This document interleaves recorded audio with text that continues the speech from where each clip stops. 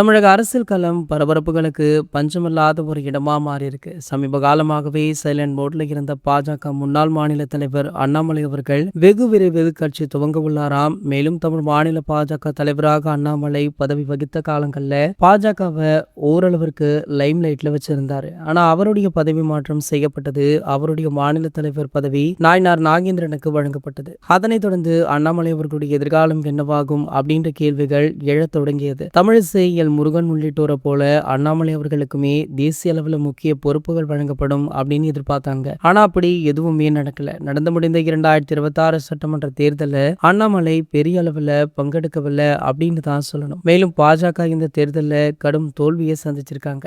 இந்த சூழல்ல தான் பாஜக தலைமையை எதிர்த்து தனி கட்சி துவங்க அண்ணாமலை அவர்கள் முடிவு செய்திருப்பதாக தகவல் வெளியாக இருக்கு. இந்த மாதம் புதிய கட்சி அண்ணாமலை அவர்கள் துவங்க இருக்காராம். நடந்து முடிந்த சட்டமன்ற தேர்தலில் 108 இடங்கள்ல தமிழக வெற்றி கழகம் ஆட்சியை தக்க வச்சிருக்காங்க.